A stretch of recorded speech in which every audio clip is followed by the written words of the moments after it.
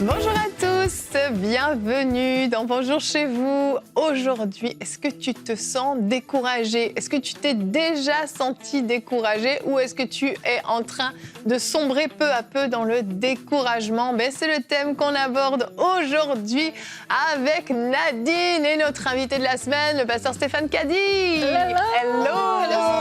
Super les filles, super de voir Nadine. C'est ça, je me suis dit, on va quand même remplacer Omer pour un autre. Pour une fois, c'est ça. Super. Pour le même prix. Résurrection Kabouya, c'est bon. Ça se passe bien ta semaine avec nous, Stéphane? Super, Evelyne. T'es content d'être là? Trop content. Ah, moi, je suis contente aussi. Hâte de voir Jérémy et Franck après. Ah, tout ça, je sais. Ah, je connais tout ce que tu aimes chez Jérémy et Frank. Et ce n'est pas nous, c'est vrai. Je suis un peu moins fun. Super, vous êtes superbe. En tout cas, oui, tout à Merci fait. Nadine, c'est partagé. C'est génial. Aujourd'hui, on parle du découragement et tu vas nous dire dans la rubrique Conseil du coach comment résister au découragement. Tout à fait, comment sortir du découragement, comment ne pas rester dans la dépression, l'oppression, la compression et la suppression. Tout Amen. ça, un Tout ça, programme alléluia. riche, dis donc. Bon, si vous êtes senti concerné par un de ces mots, il faudra suivre la rubrique. Allez, c'est parti. Ouvrez vos cœurs si vous êtes dans cette disposition-là. Ou peut-être que, qui sait, peut-être le découragement voudra essayer de frapper à votre porte prochainement. Alors, c'est l'occasion de s'équiper pour tenir ferme quand ça arrivera. On commence avec la pensée du jour.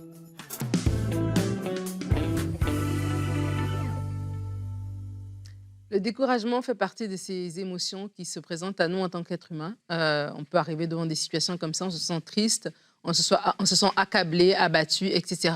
Et on peut vraiment plonger, si on n'y fait pas attention, dans de la dépression carrément, dans un découragement qui est profond, qui peut même nous arrêter dans l'élan que nous avons par rapport à notre vie.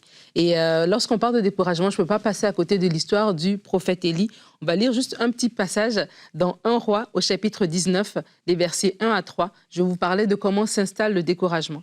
Jézabel envoya alors un messager à Élie pour lui dire que les dieux me traitent avec la plus grande sévérité si demain, à la même heure, je ne te fais pas ce que tu leur as fait. Donc si on connaît l'histoire un petit peu, c'est que Élie, les prophètes de Baal, etc., ils ont eu une petite confrontation et Élie les a complètement pulvérisés en appelant J'aime le mot pulvérisé. en appelant l'action de Dieu et le peuple a dit c'est l'Éternel qui est Dieu, c'est tellement beau. Alors voyant cela, Élie se leva, le même Élie qui a amené le feu, il se leva et partit pour sauver sa vie.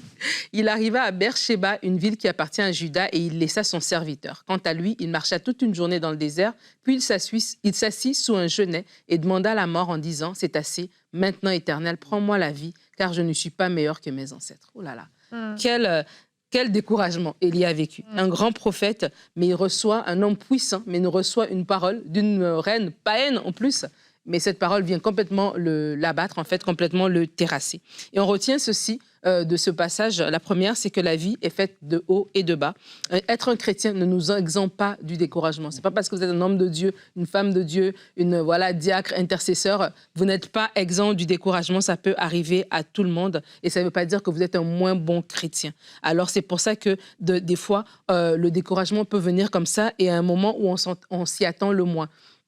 Des fois, c'est parce qu'on vit des épreuves, des obstacles, et c'est comme l'obstacle de trop. C'est comme là, tu fonçais, et là, c'est comme, oh là, j'en peux plus, c'est trop. Mais des fois, c'est même pas ça. C'est que comme Élie, on voit, il venait d'une victoire. Tout va bien, mais c'est comme si à un moment donné, tu es vulnérable, tu es fragile, et le découragement vient comme une flèche, en fait, qui vient voir le défaut de ta cuirasse et qui s'insère et qui te transperce. Mais on va apprendre au courant de cette émission comment on peut s'en sortir. Et déjà là, j'aimerais juste nous inviter à être vrai. Être vrai va déjà être un premier pas. Et j'aimerais vous dire de ne pas vous sentir oppressé, de vous sentir isolé parce que vous vivez une situation difficile, mais être vrai pour en parler aux autres, mais être vrai aussi pour laisser aussi les autres nous parler. Des fois, on met des gens dans des boîtes, sur un piédestal, et on a l'impression qu'eux ne peuvent pas vivre le découragement alors ils vivent des fois des épreuves très difficiles. Alors, je veux nous encourager en tant que chrétiens d'être ouverts, d'être authentiques, d'être honnêtes. La parole nous dit que Élie, lorsqu'il a entendu la parole de Jézabel, il a laissé son serviteur.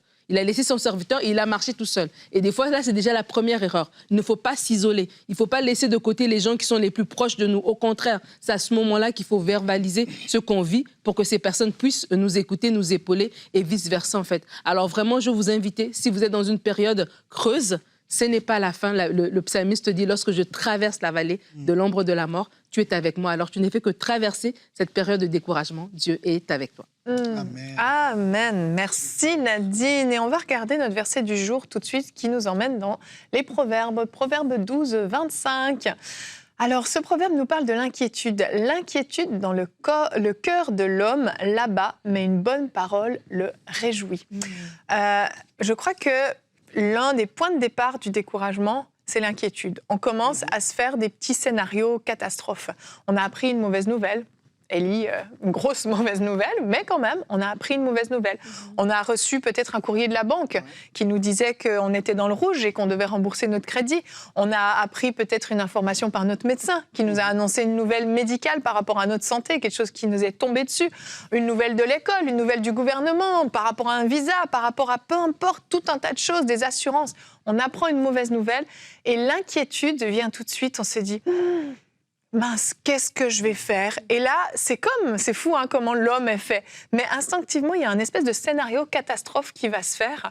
Un petit peu comme, vous savez, les 10 espions quand ils sont allés à Canaan. Oui. Au lieu de faire un scénario positif, ils ont fait un scénario catastrophe où ils étaient des sauterelles et ils se faisaient plétiner par les géants. Il y a ce scénario qui vient et qui s'installe et tu commences à méditer sur ces choses-là. L'inquiétude vient, prend racine dans ton cœur. Et l'inquiétude est tellement lourde par moments que peu à peu, elle se transforme en découragement jusqu'à t'emmener dans le désespoir, dans la dépression, parce que c'est lourd tout ça, c'est très très lourd.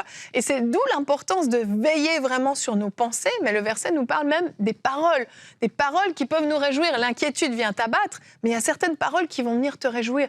Quand tu apprends une mauvaise nouvelle, là, tu décides de dire autre chose, de changer le scénario. Il y a quelque chose qui se passe. Mais si tu restes dans ce scénario négatif, qu'est-ce qui se passe? C'est sûr, le découragement prend place. Oui, finalement, c'est comme l'histoire de Pierre. Pierre, il sort de la barque, il commence à marcher sur l'eau parce qu'il marche sur la parole de Jésus. Comme on dit, il met un pied sur le V, sur le I, sur le E, sur le N, sur le S. Jésus lui dit, viens, il marche. Et voyant le vent, il eut peur et il commença à s'enfoncer. Et quand tu regardes le vent, tu regardes les circonstances, comme tu as dit, les courriers, les mauvaises nouvelles, et tu ne regardes plus à Jésus, qu'est-ce qui se passe? Le découragement vient et tu veux faire après par tes propres forces. Exactement. Et c'est souvent là où c'est trop lourd, tu n'arrives plus à porter et tu commences à couler. Et dans ce que dit Nadine, ce qui est intéressant, c'est que Élie, tu m'as un peu piqué mon message Nadine quand même, mais je te pardonne. Points, mais tu le on va dire pas. que c'est prophétique et c'est inspiré. On a parlé des dons spirituels cette semaine. Alors, merci Seigneur pour notre sœur Nadine qui est remplie du Saint-Esprit. Attends, parce que Stéphane, elle a fait ton introduction en fait. Parce qu'elle n'est pas arrivée au bout de Élie, comment il se relève. Toi, tu vas nous dire comment Élie se relève. Exactement. C'est complet. Merci Eline. Pour parler de notre cher ami Élie, il n'a pas tenu ferme après avoir tout surmonté. Et souvent, c'est là, on a des moments forts dans la présence de Dieu. Il y a le mont Carmel, les 450 prophètes de Baal, le torrent de Kisson, il les égorge, etc. Et puis après, donc, il se relâche. Et souvent, dans la vie, on a des grandes montées spirituelles. Et souvent, on redescend parce qu'on ne tient pas ferme. Comme Paul dit dans Éphésiens 6, après avoir tout surmonté, il faut rester toujours ferme en haut. C'est là que l'ennemi attaque. Et souvent, on est fatigué, on a fait des exploits, on a envie de se lâcher un peu. Exact. On a envie de se poser. Après une bonne semaine à EMCI, par exemple, on a bien tourné. Vous voyez, on a envie de se poser, mais il faut rester dans l'esprit fort, dans l'esprit en haut et dans l'esprit sur la montagne. Ça, c'est important. Et alors que je suis dans ton introduction, Stéphane, je ne suis que le Jean-Baptiste pour toi. Alléluia. Je parlais des conséquences du découragement quand même, parce que ça va juste nous permettre de mettre la table avant la rubrique de notre Merci Nadine. J'ai peur, mais vas-y Nadine, je t'écoute. Alors, on est toujours dans 1 Roi 19, je voulais quand même le mentionner. 1 Roi 19 au verset 3, la Bible dit « Voyons cela, Élie se leva et partit pour sauver sa vie. Il arriva à Beersheba, je l'ai dit tout à l'heure, une ville qui appartient à Juda. Il laissa son serviteur. » Et des fois, quand on est découragé, une des conséquences, c'est qu'on va s'isoler. C'est vrai. Je l'ai dit rapidement. Oui. Et c'est vraiment important de ne pas le faire. C'est très dangereux de s'isoler, comme tu disais. On peut être vraiment sur un high, et puis après, la semaine d'après, tu plonges complètement. Et donc, moi-même, je le vis des fois quand on fait même des choses spirituelles. Moi, je le vis, c'est qu'après des conférences, le lundi, le dimanche soir, quand la conférence est terminée, mais c'est le pire moment, en fait. Et c'est important de s'y préparer pour pouvoir justement être entouré et même spirituellement spirituellement être fort, parce que c'est là que l'ennemi va en profiter pour te lancer juste une petite flèche comme ça pour vouloir te décourager.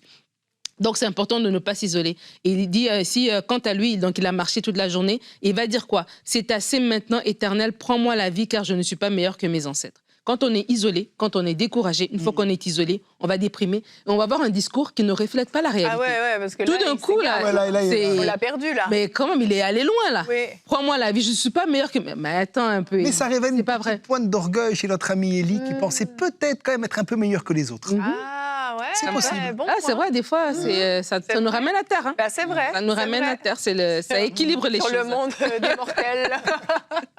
Et donc, nos paroles, en fait, notre discours ne va pas refléter la réalité, mais va refléter notre anxiété.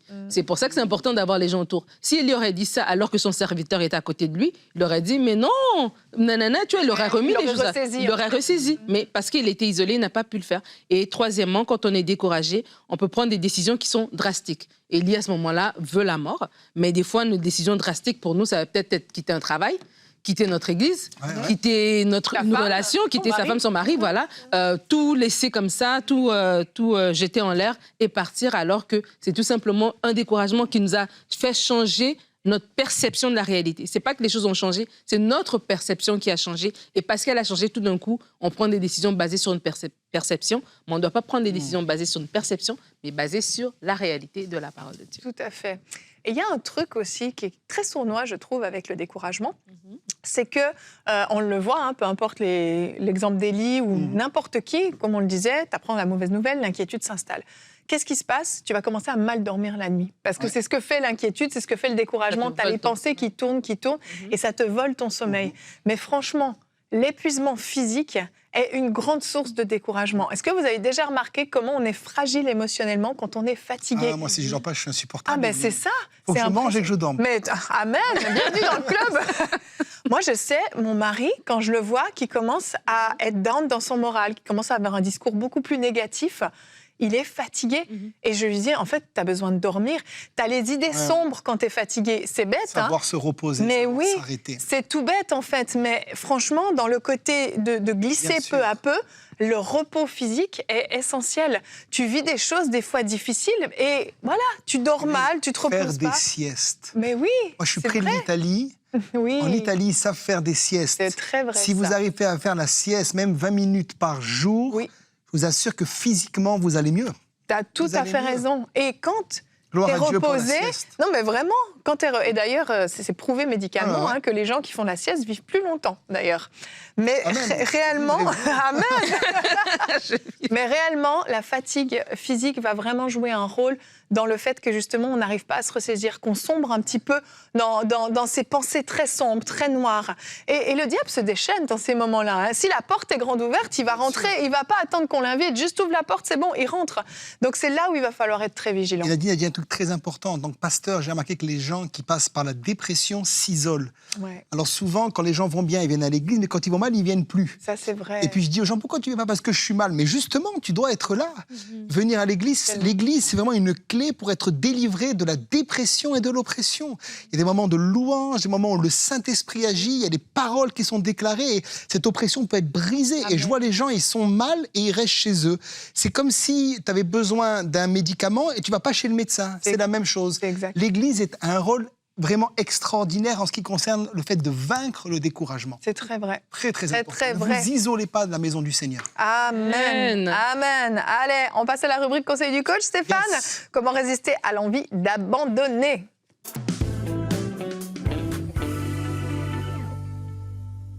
Alors, la première chose que j'aimerais vous dire, c'est qu'on a tous eu envie d'abandonner, de jeter l'éponge, de laisser les choses de côté.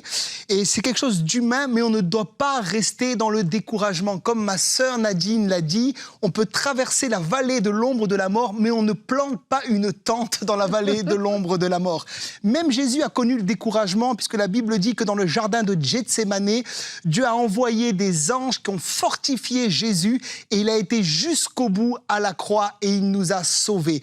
Et je veux déclarer sur ta vie aujourd'hui que tu ne resteras pas découragé, opprimé, déprimé, comprimé, supprimé, mais que tu vas te lever et marcher par la foi jusque dans ta destinée. Alléluia. Alors pour parler d'Élie, pour reparler d'Élie, Élie c'est vraiment un homme qui a connu le découragement. 1 Roi 19, verset 4, ça a été dit, mais je le redis, pour lui, il alla dans le désert où après une journée de marche, il s'assit sous un genêt et demanda la mort en disant « C'est assez maintenant, Éternel, prends mon âme, je ne suis pas meilleur que mes pères. » Il a connu le mont Carmel, il a prié, le feu est descendu, alléluia. Il a même quelque part provoqué les prophètes de Baal en disant « Où est votre Dieu? Est-ce qu'il est en voyage? Est-ce qu'il est parti en vacances ?» Lui, il sait qu'il a le vrai Dieu, il sait qu'il est dans la vérité. Il va vivre le réveil, comme on a parlé hier, puisqu'il va dire « Choisissez Baal ou Dieu, le peuple clocher des deux pieds, et ils vont choisir l'Éternel. » C'est quelque chose d'extraordinaire. Il va prendre les faux prophètes au torrent de Kishon, il va leur faire harakiri. C'est quelque chose d'extraordinaire. Il va les tuer. Il va prier ensuite. La Bible dit qu'il y a un nuage pas plus grand que la paume d'une main qui vient, mais qui annonce la pluie. À sa prière, le ciel s'ouvre. À sa prière, le ciel se ferme. Et là, une femme qui s'appelle Jézabel va le décourager.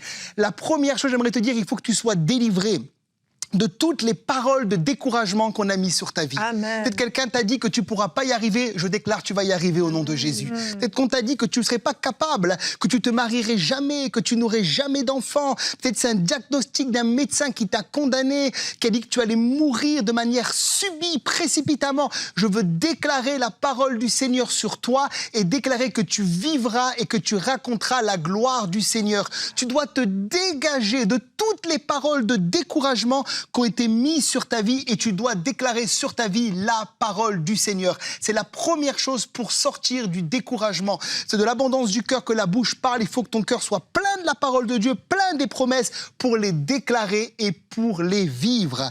Alors maintenant, comment sortir du découragement? La première chose, ne regarde pas au négatif, mais regarde à ce que Dieu fait.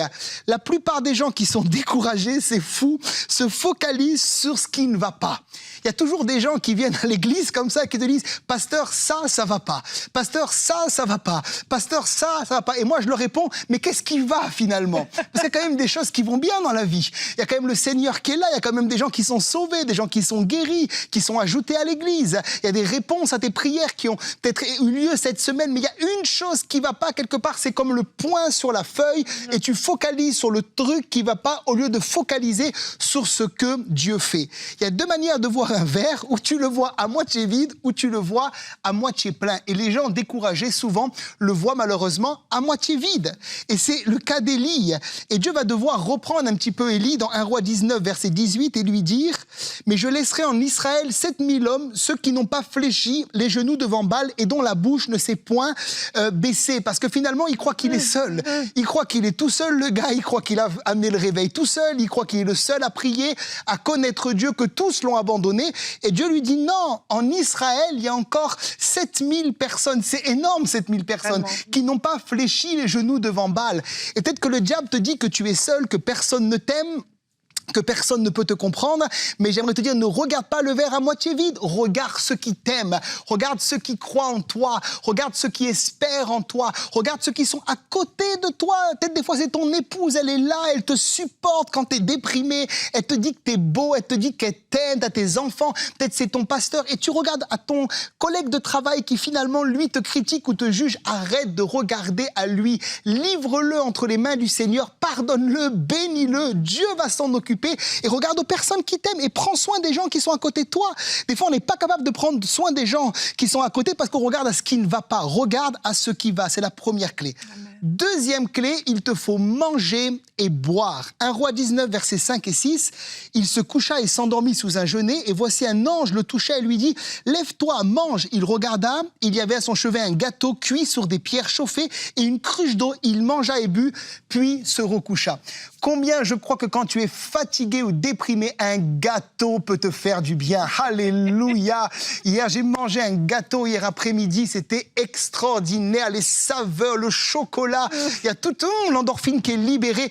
Quand tu es également découragé, fais-toi du bien, mon ami. Va manger au restaurant. Va te faire une sortie. Va faire du shopping. On est fait esprit à mes corps. T'en as qui sont constamment découragés. Mais donne de la joie à ton âme. Moi, quand je suis fatigué, je mets un bon match de foot et c'est reparti. Alléluia.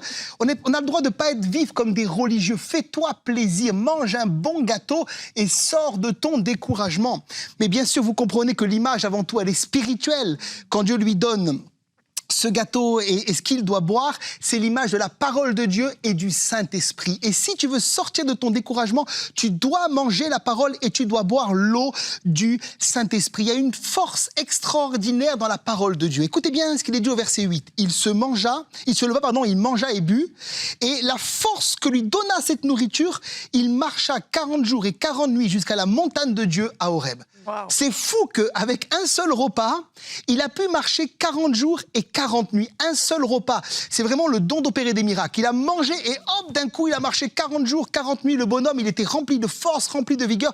C'est ce que la parole de Dieu produit dans ta vie quand tu la manges. Souvent, on est fatigué. Il y a la Bible qui est à côté de nous. Il y a les promesses de Dieu. Il y a la vie de l'Église. Il y a la prière. Il y a la prière en langue. Il y a la vie de l'Esprit. Mais on n'a pas envie de manger et de boire. On a juste envie d'être dans notre lit, de tourner sous la couette et de repasser, de méditer finalement les choses négatives. Alors que si on ouvre la Bible, combien de fois je l'ai vécu? J'étais découragé à cause de Jézabel, à cause d'Akab qui avait déclaré des choses sur ma vie, sur l'Église. Et je suis rentré dans le lieu secret, j'ai pris la Bible et tout d'un coup un réma de Dieu. Amen. Une parole de Dieu est venue. Et cette parole-là, elle m'a finalement délivré et j'ai retrouvé la foi, retrouvé la joie, retrouvé l'espérance et j'ai pu marcher 40 jours et 40 nuits jusqu'à la montagne de Dieu parce que finalement, quand il va marcher, qu'est-ce qu'il va trouver? Il va trouver un peu plus loin un homme qui s'appelle Élisée et il va le oindre et ça va être son successeur et Élisée fera le double de miracles qu'a fait Élie. Souvent, tu dois marcher parce que Dieu a quelque chose derrière la montagne. Il y a quelque chose pour toi. Il y a des Élisées qui t'attendent, il y a des destinées qui t'attendent, il y a des gens que tu dois oindre, il y a des malades que tu dois guérir, il y a des démons que tu dois chasser. Mais Jézabel veut te stopper. Tu dois manger et boire pour sortir du découragement aujourd'hui, que ce soit ton lot dans le nom de Jésus. Également, j'aimerais dire que l'ange va une deuxième fois commencer à dire à Élie, maintenant il faut que tu manges. Ça veut dire que Élie, malgré tout, il a mangé et puis il a continué à dormir. Ça veut dire qu'au bout d'un moment, l'ange lui a dit, Élie, tu as mangé, tu as bu, il faut te lever par la foi. Et ça, c'est mon troisième point. Tu ne peux pas rester toute ta vie comme ça, il y a un pas de foi. Quand Jésus rencontre des gens qui sont malades ou qui sont infirmes finalement comme Bartimée, d'un bond, il s'est mis à sauter Bartimée alors qu'il était aveugle et il a couru vers Jésus. Lève-toi, il t'appelle, il s'est levé, et il a couru. La Bible parle de plusieurs malades comme ça qui d'un coup ont entendu quelque chose et ils ont fait un pas de foi. Et l'ange, quelque part, il est en train de stimuler la foi d'Élie, de dire, Élie, t'as mangé, t'as bu, maintenant, ah, ça suffit. Hein.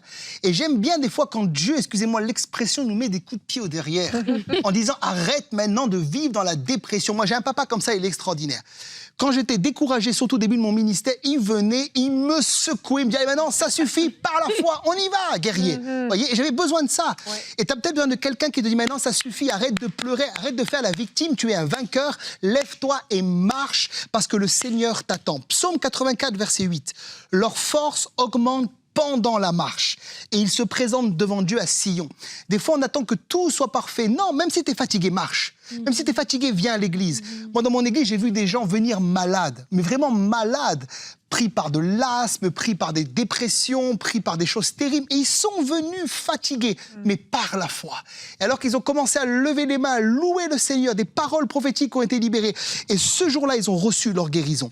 Ils seraient restés à la maison dans le découragement, ils seraient passés à côté de ce que Dieu avait en réserve pour eux. Il y a la part de Dieu, mais il y a ta part, mon ami. Tu dois saisir par la foi. Tu dois te lever et marcher. Tu dois être finalement comme cet homme dans Acte 3 qui s'est levé, qui a sauté, qui a dansé, qui a loué Dieu dans le temple. Il n'est pas resté dans ses blessures, dans ses bobos, dans ses combats. Il a fait un pas de foi comme Élie. Et j'aimerais t'encourager à faire aujourd'hui un pas de foi et à marcher. Fais comme ça avec moi maintenant. Marche, marche, marche, marche. Il faut que tu te lèves et que tu marches. Ça suffit de dormir. Lève lève-toi et marche, te dit Jésus. Lève-toi et marche. Vous savez, dans la Bible, il y a plusieurs exemples de personnes qui ont été découragées, mais qui ont persévéré. Et dans Hébreux 6, verset 12, il est dit « En sorte que vous ne vous relâchiez point, mais que vous imitiez ceux qui, par la foi et la persévérance, héritent des promesses. » Vous voyez, David aurait pu lâcher à Tsiklag, par exemple, lorsque le peuple parlait de le tuer. La Bible dit qu'il reprit courage en s'appuyant sur l'Éternel, son Dieu. Tu dois reprendre courage en t'appuyant sur l'Éternel. Et il est parti au combat et il a repris aux Amalécites tout ce que les Amalécites lui avaient pris. Je prophétise sur ta vie que Satan doit lâcher et qu'il va te rendre tout ce qu'il t'a volé sur ta vie, sur tes enfants, sur ton mariage, sur tes finances. Au nom de Jésus, reçois-le. On voit qu'Abraham a dû persévérer. Ça a dû être dur pour Abraham, mais il a persévéré. La femme syrophénicienne ou cananéenne, elle a dû persévérer. Mais qu'est-ce qu'elle fait? Elle dit, les chiens mangent les miettes qui sont sous la table. Elle persévère. Elle n'est pas restée dans le découragement pour sa fille. Elle a persévéré. Percez et vous verrez. Et si tu le fais, tu vas vivre la gloire de Dieu. La femme à la perte de sang a persévéré. Elle était malade depuis 12 ans. Elle s'est frayé un chemin dans la foule car elle disait seulement si je peux toucher le bord de son vêtement, je serai guérie. Et elle a touché Jésus. Elle a été guérie. C'est plus le temps de pleurer, mon ami, mais de te lever et de persévérer. J'aimerais prier maintenant pour tous ceux avec les quelques secondes qui me restent. Prier pour vous, pour que Dieu vous touche maintenant. Ce qu'on va faire, vous allez vous imposer les mains sur la tête. Et je vais prier que ce soit comme une décharge électrique du Saint-Esprit qui vous touche maintenant et que vous vous leviez par la foi. Et si vous êtes même malade, vous êtes déprimé, vous sortez de votre lit et vous commencez à louer Dieu et je crois que le Saint-Esprit va vous rencontrer et vous libérer. Je parle maintenant au nom de Jésus. Je parle maintenant, je vois des gens qui sont comme grabataires dans l'esprit sur le lit. Et je parle maintenant que tout esprit de découragement, esprit de dépression, maintenant vous quitte dans le nom de Jésus. Pour certains, peut-être des médicaments qui sont là, soyez libérés dans le nom de Jésus. Tout antidépresseur, je vous délie maintenant. Toutes les malédictions également qui sont là, par rapport à votre famille. Votre mère était dépressive, votre grand-père était dépressif, vous ne serez plus dépressif, je déclare au nom de Jésus. Je brise cette malédiction et je vous déclare libre, je vous déclare régénéré, je vous déclare rempli du Saint-Esprit, allant jusqu'au bout de la course et je vous vois triompher. Je vous vois non pas vainqueur, mais plus que vainqueur par la foi et récupérer comme David à Tsiklag, tout ce que le diable vous a volé, recevez maintenant la puissance de Dieu et le feu du Saint-Esprit. Touche maintenant, Seigneur. Relève et libère au nom de Jésus. Amen. Amen. Amen. Merci Stéphane. Amen. Merci beaucoup. Amen. Amen. Gloire à Dieu pour ce qu'il est en train de faire dans la vie d'un grand nombre. Et pour terminer, il y a une petite clé aussi qui est le parler en langue. C'est ça. Oh, j'en ai parlé. Le parler en langue aide énormément et j'aimerais lire un commentaire d'une partenaire qui s'appelle Sorel des États-Unis et elle nous dit que justement c'est grâce aux enseignements de MCI qu'elle a développé le parler en langue, qu'elle a reçu le parler en langue. Elle dit j'ai été introduite à ce programme par mon amie Pamela. On remercie les amis qui sont à nos côtés dans ces moments-là et elle dit depuis mon abonnement à cette chaîne, ma vie spirituelle a atteint une nouvelle dimension. Alors, on parle d'abonnement, elle est partenaire. Alors, je ne sais pas si elle parlait de son abonnement à YouTube ou financier, mais dans tous les cas, on la remercie de tout cœur. Et j'aimerais vous encourager, si vous n'êtes pas encore abonné à notre chaîne YouTube, à pouvoir le faire. Si vous n'avez pas encore liké cette vidéo, faites-le. C'est important pour nous que vous puissiez le faire. N'hésitez pas à commenter également. On lit vos commentaires. On apprécie avoir vos retours également sur les émissions. Donc, n'hésitez pas à faire vivre cette émission et bien sûr à la partager autour de vous. Quelqu'un a besoin de sortir du découragement, prenez cette vidéo, partagez-la sur vos réseaux sociaux, ça peut relever une personne. Merci Stéphane, Amen. Merci Nadine. Demain, c'est ta dernière journée avec nous, on va parler de la peur et tu as un témoignage par rapport à ça. Et moi, je ne le connaissais pas, tu vois, je ne savais pas que tu avais vécu tout ça. Et tu étais inspirée, Evelyne. Ben oui, vraiment, parce que je te l'ai proposé sans savoir. Et tu as un témoignage, donc j'en dis pas plus, on découvrira ça demain, moi-même, je vais découvrir demain. Allez, bonjour chez vous.